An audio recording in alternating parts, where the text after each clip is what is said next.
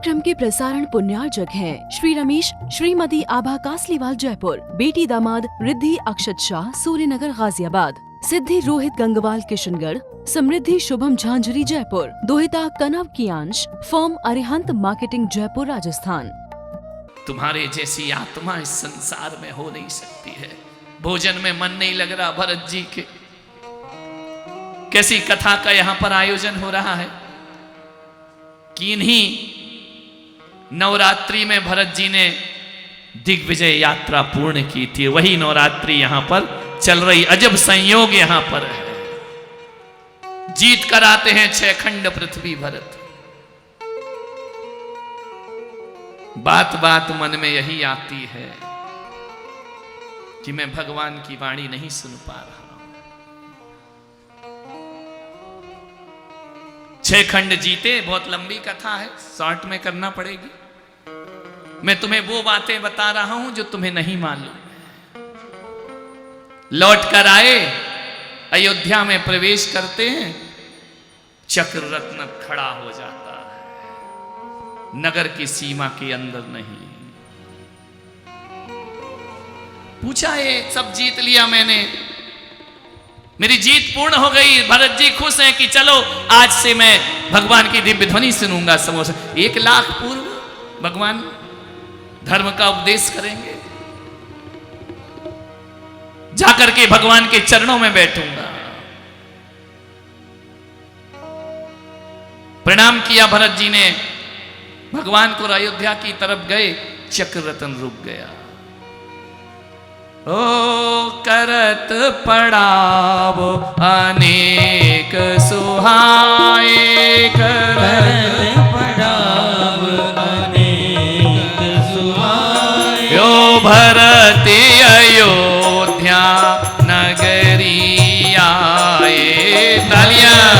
अयोध्या नगरी आए। ओ मंगल द्रव्य सजाए थारी, मंगल द्रव्य सजाए थारी। उमड़ी पूरी अयोध्या सारी, उमड़ी पूरी अयोध्या सारी। अयोध्या उमड़ आई कि भरत जी 6 खंड के सम्राट बनकर, चक्रवर्ती बनकर लौटे हैं। हमारे अयोध्या का सम्राट पूरे इस वसुंधरा का राजा बनकर के लौटा है। दौड़े दौड़े आए सारे प्रजाजन। ओ चक्र रतन पर गया न भीतर, चक्र रतन पर गया न भीतर। ओ गोपुर द्वार रुक गया आकर, गोपुर द्वार रुक गया आकर। ओ चक्र रतन के विस्मय हुआ भरत को भारी, विस्मय हुआ भरत को भारी। कारण सके न कोई विचारी, कारण सके न कोई विचारी। भरत जी विस्मृत है कि ये विस्मय में है कि ये अंदर क्यों नहीं जा रहा है। सेनापति, हम सारा 6 खंड जीत आए, अंदर क्यों नहीं जाता है अयोध्याशाला में वापिस। ओ भेद, ओ चक्र रत्न के भेद जो जाने, चक्र रत्न के भेद जो जाने। ओ बुलवाए फिर गए सयाने, बुलवाए फिर गए सयाने। बड़े बुजुर्गों को बुलवाया कि क्या बात है, हम नहीं जानते चक्र अंदर क्यों नहीं जाता है। विद्वानों को बुलवाया, ज्ञानियों को बुलवाया, ज्योतिषियों को बुलवाया। वो भेद उन्होंने तब बतलाया, चक्र रत्न संकेत सुनाया। हुई दिग्विजय बाहर पूरी, लेकिन भीतर अभी अधूरी। बाहर के सम्राट तो जीत लिए आपने, भीतर का तो अभी तुम हारे हो महाराज। बंधु तुम्हारे ही हट कीन्हा, नहीं अभी तुमरे आधीन। ये तुम्हारे 100 जो भाई है ना, तुम्हारे अधीन नहीं है। मैंने कहा था ना, आदमी जब भी हारता है तो घर वालों से हारता है, बाहर की दुनिया तो जीत लेता है। घर को आग घर के चिराग से लगती है, बाहर का दिया घर नहीं जलाता। भरत जी ने कहा मेरे भाई वो तो मेरे अधीन है, वह तो मुझे अपना ज्येष्ठ मानते हैं, पिता तुल्य मानते हैं, मेरे भाई ऐसे नहीं है। लेकिन विद्वानों ने कहा कि नहीं महाराज, इस गलत फहमी में मत जियो, कोई भी तुम्हारे अधीन नहीं। ऐसा कैसे हो सकता है? नहीं महाराज। तो फिर उन्हें बोलो कि मेरे अधीन हो जाए। बोले नहीं बोलना, क्योंकि सब ऋषभ पुत्र हैं, कुलभूषण है बंधु सब। 100 के 100 भाई कुलभूषण हैं, कुल चिराग हैं, कुल दीपक हैं, तुम्हारे वंश के दीपक हैं। बदहू अनुचित हो, इन्हें मारना उचित नहीं है। काम युक्ति से लीजिए, निंदा करे न को। युक्ति से काम लो भरत जी महाराज। क्या हो युक्ति? सो तुम दूपे उन पह दूत पठाओ, रत्नाद्रिक भेंटे भिजवाओ, समझाओ वर स्नेह जताओ, बीज बैर के नहीं उगाओ। जाओ उन्हें समझाना, आदेश नहीं करना। भरत जी महाराज आपके भाई सब स्वाभिमानी हैं, रत्नों की राशियां भेंट करो।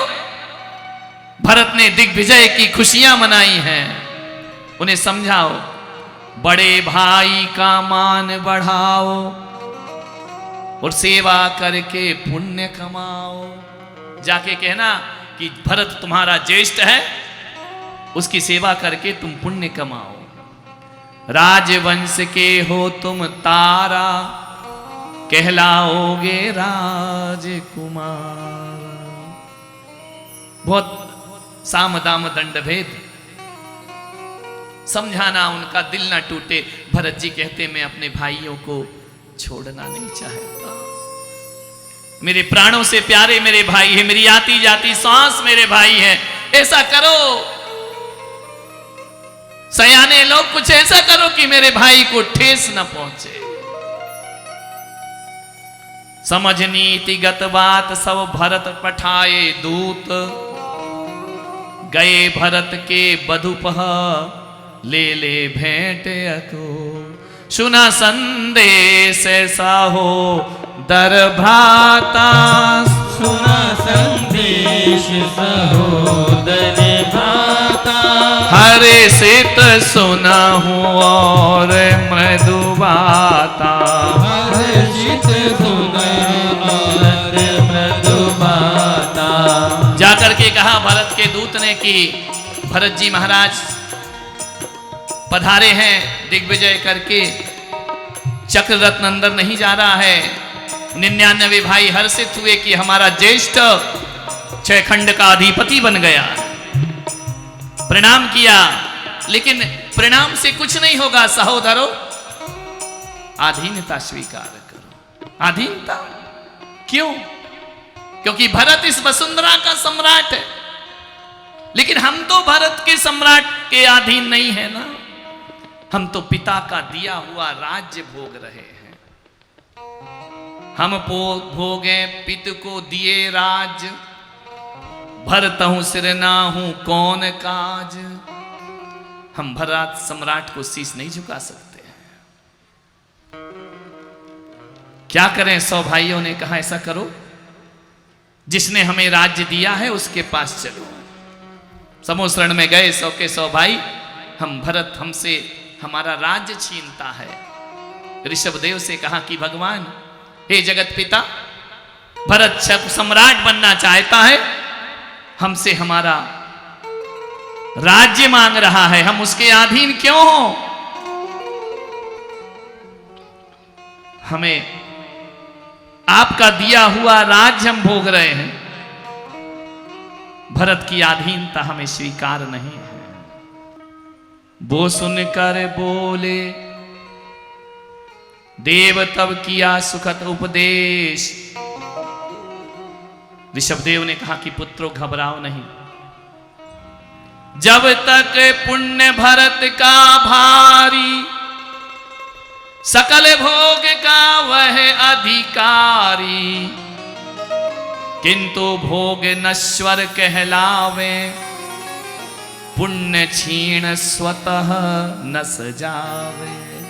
हे पुत्रों, भरत का पुण्य कोई अक्षय पुण्य नहीं है, एक दिन वह पुण्य क्षीण होगा, सारे 6 खंड उसके हाथ से छूट जाएंगे।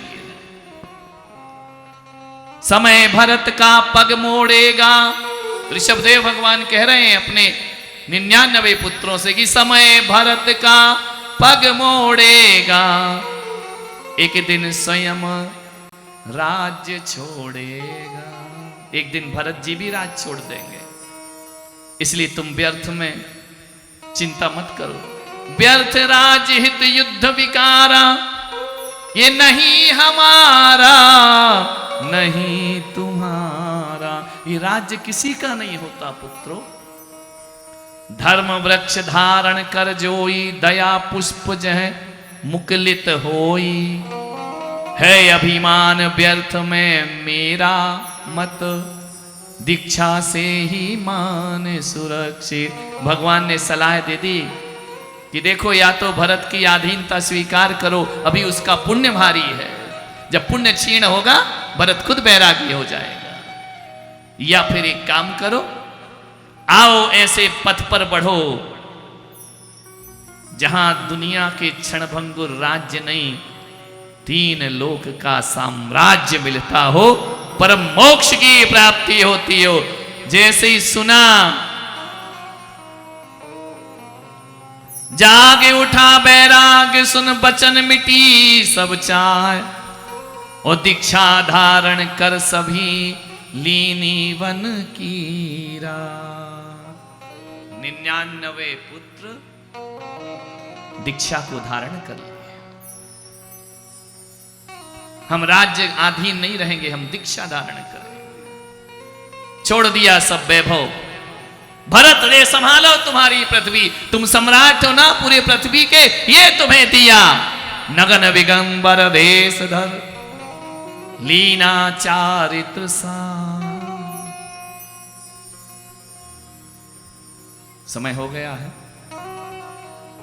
कथा अधूरी है, क्योंकि आज लास्ट है।